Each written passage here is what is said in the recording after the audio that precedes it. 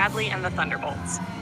Bradley Davis was 23, a college student at California State University, Sacramento, and a filmmaker in training. His professors often said he had the eye for framing shots.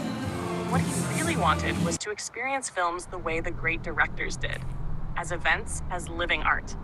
On a brisk September evening, Bradley found himself walking across campus toward the University Union Ballroom. Posters plastered on bulletin boards advertised a free 7 p.m. screening of Thunderbolts, the latest superhero ensemble blockbuster. What caught his attention wasn't just the film, it was the promise of free popcorn and beverages. For a student living on ramen, that was reason enough. As Bradley pushed open the ballroom doors, the scent of buttered popcorn enveloped him. Students and a few faculty members were already filing into rows of folding chairs set before a massive projection screen. A student volunteer handed him a red and white striped tub of popcorn and a chilled soda can. "Enjoy the show," she said with a smile. Bradley found a seat in the middle row, the perfect spot to take everything in. Around him, laughter and chatter filled the room. Some students wore Thunderbolts t-shirts, already fans of the comic book origins. Bradley, however, came with an open mind. For him, the screening wasn't just entertainment, it was research. The lights dimmed and a hush fell over the crowd. The projector whirred, casting the studio logo across the screen.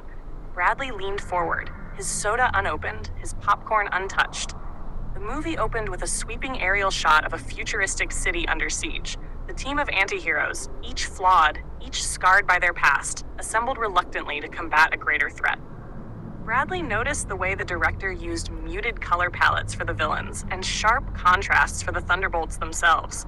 He admired the cinematography, noting camera pans that mirrored comic book panels. But what really drew him in was the emotional current beneath the spectacle. A soldier haunted by betrayal, a thief desperate for redemption, a scientist who feared her own invention. These weren't just caped crusaders, they were fractured people, struggling against both enemies and themselves. Bradley glanced at the audience. Some gasped during battle scenes, others laughed at witty banter. He realized that film wasn't just about individual perception, it was about collective experience.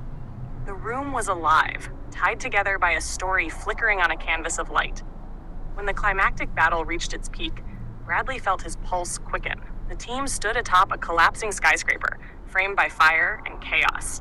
One character whispered, "We're not heroes, but tonight, we're enough." The line hit Bradley like a jolt. He scribbled it down in his pocket notebook, already imagining how he might one day craft dialogue that lingered with audiences. As the credits rolled, applause erupted. The house lights rose and chatter resumed. Students dissected favorite moments, debated plot holes, and quoted one-liners. Bradley lingered in his seat, finishing the last sip of soda, letting the echoes of the film settle. He walked out into the cool night air, notebook in hand, feeling lighter than when he entered. The free popcorn and soda had been nice, but what really fed him was inspiration. Bradley smiled to himself. He wasn't just a student anymore. Nights like this proved it. He was a filmmaker in the making. And like the Thunderbolts, flawed but determined, he knew one day his stories would light up the screen too.